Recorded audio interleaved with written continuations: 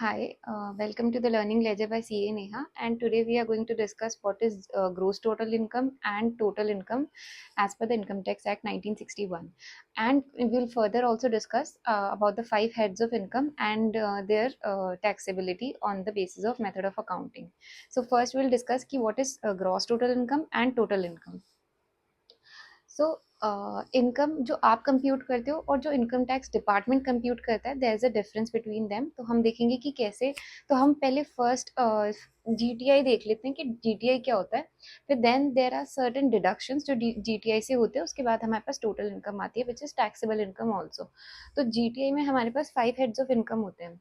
Number first is salary, then house property, then PGBP, which stands for Profit and Gains for Business and Profession.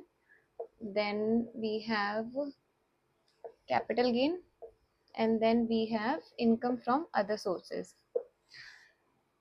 तो salary क्या हो गया?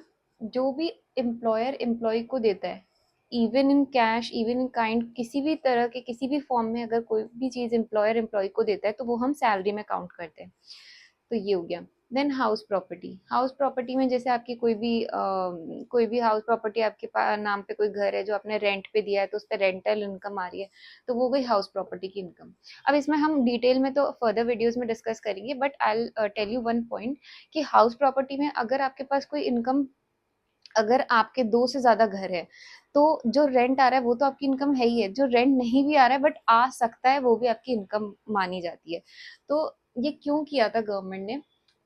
Actually इसका reason था कि एक थोड़ा सा पैरिटी कम करने के लिए, कि अमीरों और गरीबों के बीच की पैरिटी को थोड़ा कम करने के लिए, बिकॉज गवर्नमेंट का ये मानना था कि भाई जो गरीब है बेचारे, उनके पास तो घर नहीं है और आप दो दो तीन तीन प्रॉपर्टी लेके बैठे हो, which you are not even occupying them, because आप एक टाइम पे एक ही जगह रहोगे, बाकी 2 वेकेंट होंगे। आप तो उस, अगर आप रेंट पर भी नहीं दे रहे हो तो वो तो वेकेंट है ना, फिर वो कुछ काम नहीं आ रहे। तो गवर्नमेंट ने इसलिए ये करा कि चलो आप उसको, जिसमें जितने रेंट आ भी सकता है तो आप उसको भी अपनी इनकम कंसिडर करो। तो इससे क्या होगा, हम रेंट पर दे देंगे।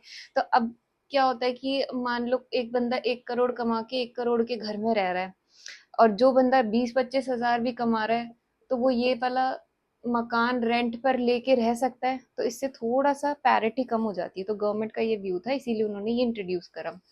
इसके बाद आता है पीजीबीपी, जो भी आपकी बिजनेस और प्रोफेशन से इनकम आती है, वो हमारे यहाँ पे पीजीबीपी में टैक्सेबल होता है। कैपिटल गेन हो गया कि जो भी आपने कैपिटल एसेट को सेल करा है, वो कैपिटल, उसके ऊपर जो भी आपका गेन होता है, तो ईयर ऑफ ट्रांसफर के अंदर वो हमारे लिए टैक्सेबल हो जाता है। तो ये कैपिटल गेन हो गया। देन आगे इनकम फ्रॉम अदर सोर्स, कोई भी अदर जो भी सोर्सेज है लेफ्ट है, जैसे कि आपकी कोई एफडी की इनकम आ रही है, उस पर इंटरेस्ट आ रहा है, तो वो आ गया। पेंशन अमाउंट आ गया, या कोई भी अदर जो भी डिविडेंड, ये सब वो सब इसमें आ जाता है अदर सोर्सेज की इनकम में। तो ये सारा क्लब होके हमारा बनता है एग्रीगेट होता है, एग्रीगेट ऑफ इनकम। तो ये एग्रीगेशन हो गया। अब इसके अंदर हमारे पास एक दो चीजें और लगती है, जैसे क्लबिंग। क्लबिंग मैंने आपको थोड़ा हिंट पहले भी दिया है, इसका एग्जाम्पल मैं फिर से देती हूँ।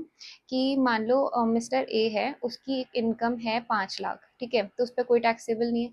अब उसके बाद उसने एक एफडी करी, ठीक है, 50 लाख, या मान लो 80 लाख की एक एफडी है, उस पर 10% इंटरेस्ट आ रहा है, तो मतलब 8 लाख और आ रहा है। तो अगर ये 8 लाख इसकी इनकम में ऐड हो जाता है, तो इसकी इनकम हो गई टैक्सेबल। अब इसने क्या करा, टैक्स को अवॉइड करने के लिए ये एफडी अपनी वाइफ के नाम से ले ली। अब वाइफ की इनकम हो गई 8 लाख, तो उस पर टैक्स नहीं लगा, और इसकी इनकम हो गई 5 लाख, तो इस पर भी टैक्स नहीं लगा। तो इसने टैक्स को अवॉइड कर लिया। तो गवर्नमेंट ने क्या करा कि देखा कि ऑब्वियसली ये एफडी इसकी है, वाइफ की नहीं है, तो सोर्स इसका था, तो इसने इसकी में ऐड कर दिया, और वो क्लब हो गई, तो फिर इसके लिए टैक्सेबल हो गई। तो वो क्लबिंग का प्रोविजन हो गया, तो वो भी आ जाएगा इसके अंदर। देन हम देखेंगे सेट ऑफ और कैरी फॉरवर्ड। तो कुछ लॉसेस ऐसे होते हैं जिसके अगेंस्ट आप इनकम को सेट ऑफ कर सकते हो। तो सेट ऑफ हमारा जनरली सेम ईयर में होता है, और कैरी फॉरवर्ड हो गया अगले नेक्स्ट ईयर्स के अंदर आप कैरी फॉरवर्ड कर सकते हो। तो ये करने के बाद हमारे पास आ जाएगी GTI, that is gross total income. अब ग्रॉस टोटल इनकम के अंदर से हम कुछ डिडक्शंस लेस करेंगे। सेक्शन 80 के कुछ डिडक्शंस होते हैं, 80C से लेके 80U तक के।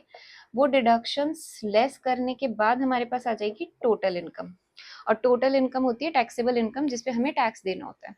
तो that is how we determine the total income. अब हम देख लें कि डिफरेंट डिफरेंट हेड्स के लिए हम कौन सा मेथड ऑफ अकाउंटिंग फॉलो करते हैं। सबसे पहले सैलरी का है अक्रूवल और रिसिट बेसिस। जो भी अर्लियर होता है वही ज़्यादा होता है, तो वो ज़्यादा वाला ही इनकम होगा, सिंपल सा लॉजिक है। देन हाउस प्रॉपर्टी हो गया, हाउस प्रॉपर्टी में हमारे पास हो गया अक्रूवल बेसिस।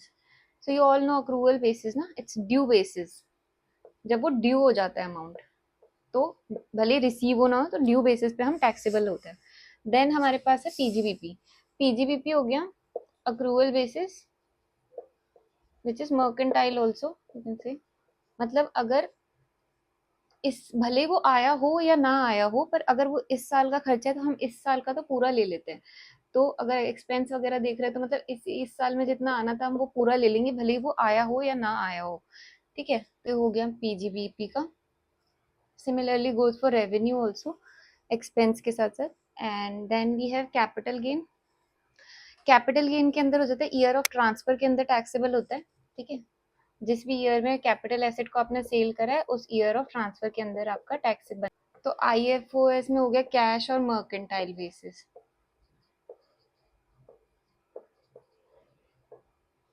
ठीक है, तो ये मेथड ऑफ अकाउंटिंग थी जो हमने देखी for the 5 heads of income, और हमने देखा कि जीटीआई और टीआई क्या होता है।